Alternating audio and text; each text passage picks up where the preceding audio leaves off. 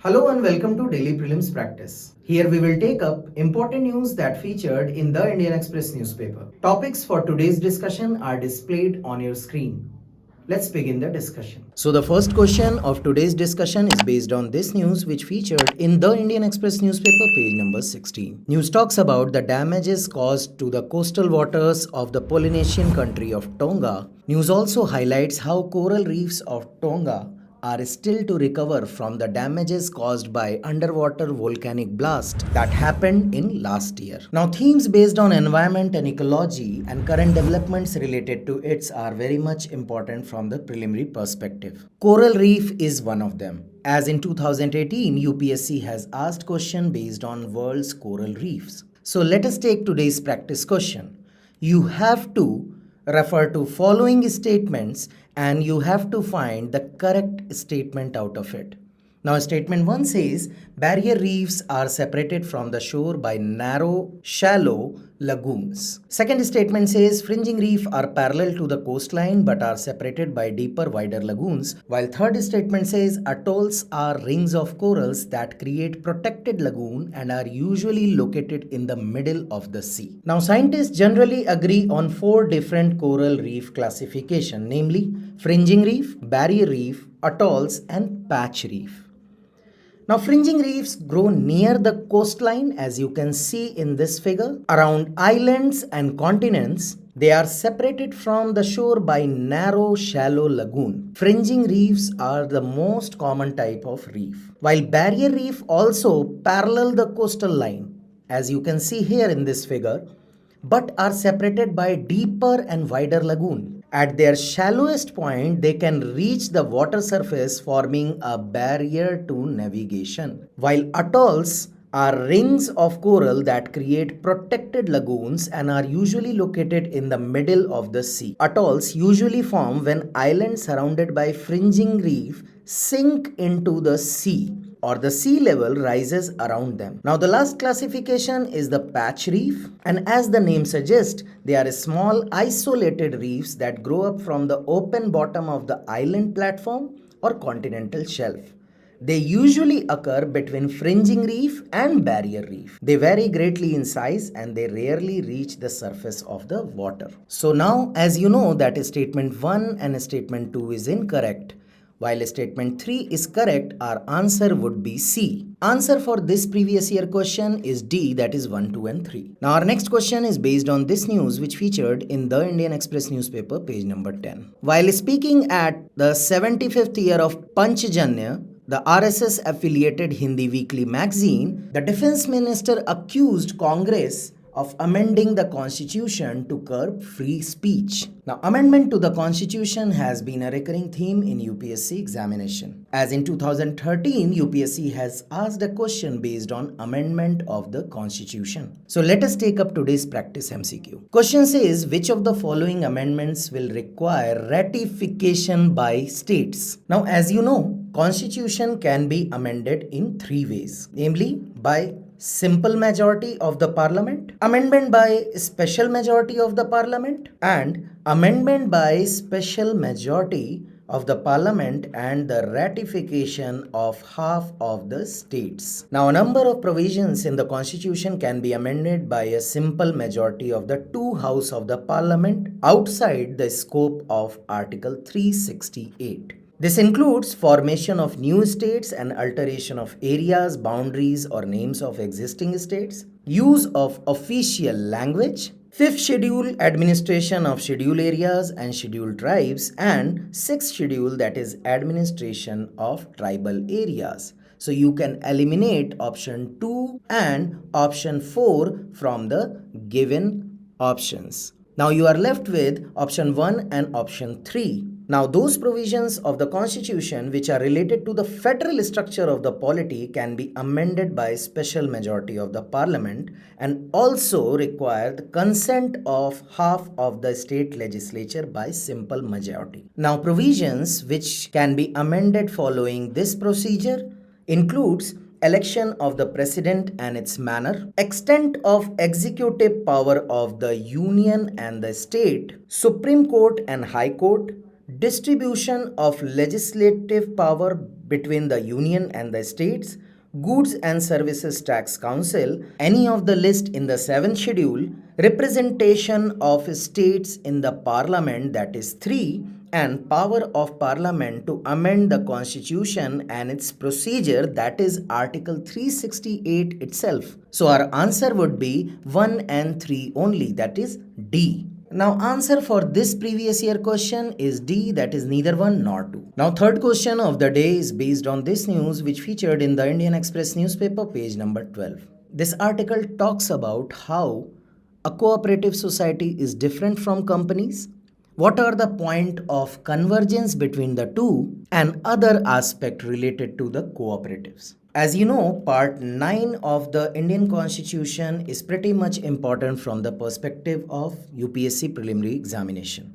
Question based on Panchayati Raj Institute, municipality and cooperatives have found their place in various preliminary examination. As you can see here, in 2012, it has asked a question based on PESA Act of 1996. So let's take up today's practice question. Question says, with respect to cooperative societies, consider the following statements. Statement 1 says, the 98th Constitutional Amendment Act of 2011 gave a constitutional status and protection to cooperative societies.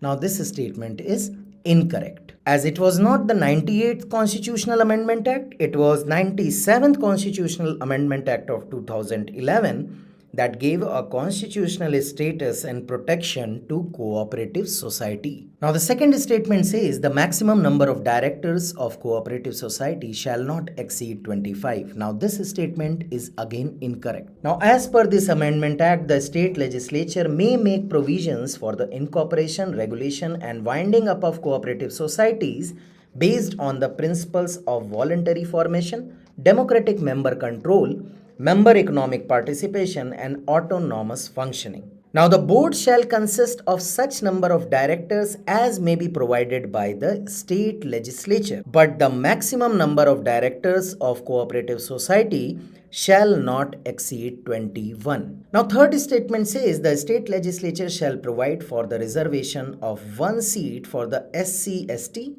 and 1 seat for OBCs and 2 seats for women on the board of every cooperative society. Now this statement is again incorrect, as the state legislature shall provide for the reservation of 1 seat for scheduled caste or the scheduled tribes and 2 seats for women on the board of every cooperative society having members from such a category of persons.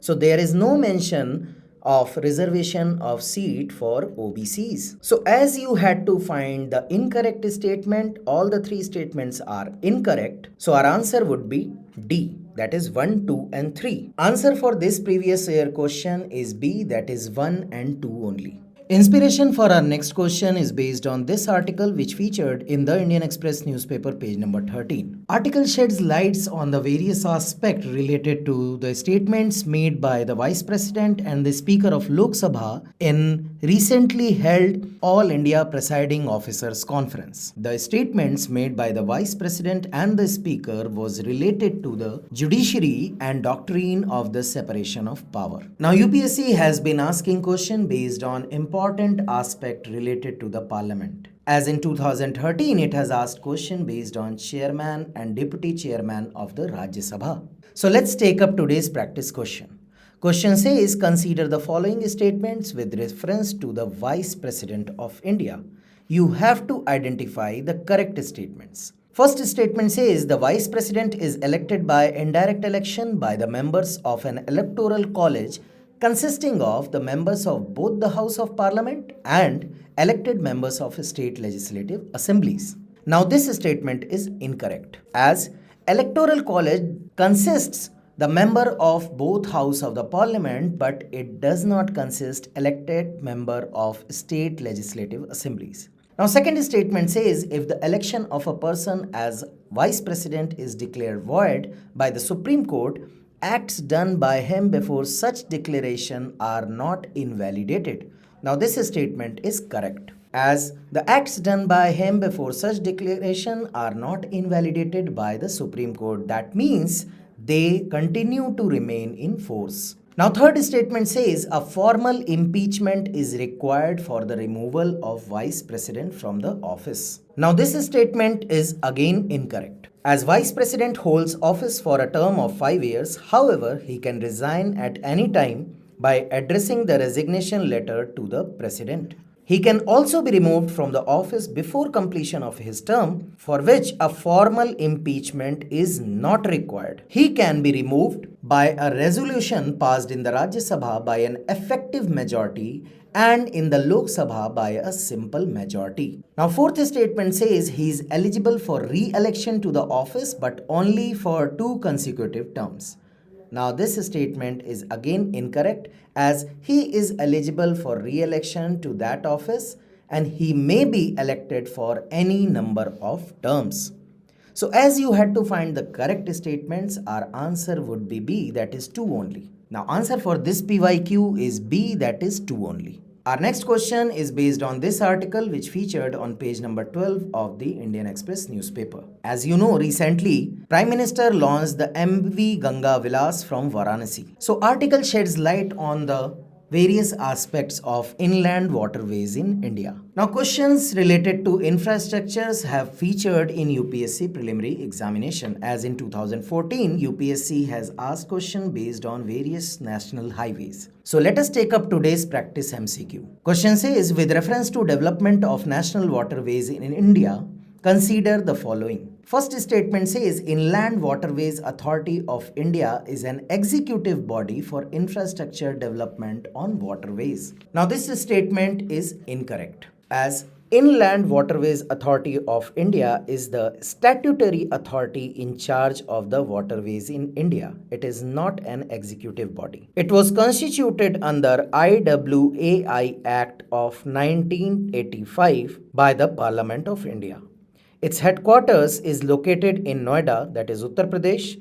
It primarily undertakes projects for development and maintenance of inland water transport infrastructure on national waterways through grants received from Ministry of Shipping. Now, statement 2 says National Waterway 1 covers 5 states of Ganga Basin. Now, about 79% of Ganga Basin is in India. The basin covers 11 states. However, National Waterway 1, that is Haldia Allahabad stretch of Ganga Bhagirathi Hooghly River, which was declared a national waterway in 1986, is in the states of Uttar Pradesh, Bihar, Jharkhand, and West Bengal. That is 4 states, not 5 states. So this statement is again incorrect. Now, statement 3 says Jal Vikas project is being implemented with the financial assistance from the World Bank. Now, this statement is correct. As you had to find the correct statements, our answer would be B, that is 3 only. Now, answer for this PYQ is D, that is none of the above. The last question of today's discussion is based on this news which featured in the Indian Express newspaper, page number 40. News is about death of Mukarram Jah Bahadur, the titular 8th Nizam of Hyderabad. Now, as you know, there were 5 major dynasties of Bahmani kingdom, namely Nizam Shahis of Ahmednagar, Adil Shahis of Bijapur, Qutub Shahis of Golconda, Imad Shahis of Berar, and Barid Shahis of Bidar. Hyderabad became the capital of the Golconda state, and the title of Nawab of Hyderabad along with Berar was among the various titles which were held by Mukarram Jah. The development and features related to medieval Indian history has been a recurring theme in UPSC examination. As in 2021, UPSC has asked question based on Nizamat of Arcot, Mysore Kingdom and Rohilkhand Kingdom. So let's have a look at today's practice MCQ. Question says, with reference to medieval Indian history, consider the following statements. Statement 1 says, Gol Gumbaj of Bijapur was constructed under Muhammad Adil Shah. Now, this statement is correct. As founder of Adil Shahis of Bijapur was Yusuf Adil Shah. The famous Gol Gumbaz was built by Muhammad Adil Shah. Bijapur was conquered and annexed by Aurangzeb in 1687. Now, second statement says Muhammad Quli Qutub Shah founded the city of Hyderabad and also built Charminar. Now, this statement is again correct, as Muhammad Quli Qutub Shah was the founder of the Qutub Shahis of Golconda. He is credited for founding the city of Hyderabad, originally known as Bhagyanagar, and also building the Charminar. Now, last statement says Golconda Fort was built during the reign of Nizam Shahi dynasty. Now, this statement is incorrect, as Muhammad Quli Qutub Shah of Qutub Shahis of Golconda is credited for building famous Golconda Fort, and he was the one who made it a capital. So as you had to find the correct statements, our answer would be A, that is 1 and 2 only. Now answer for this PYQ is B, that is 2 only. That's all for today. Stay tuned for more such updates.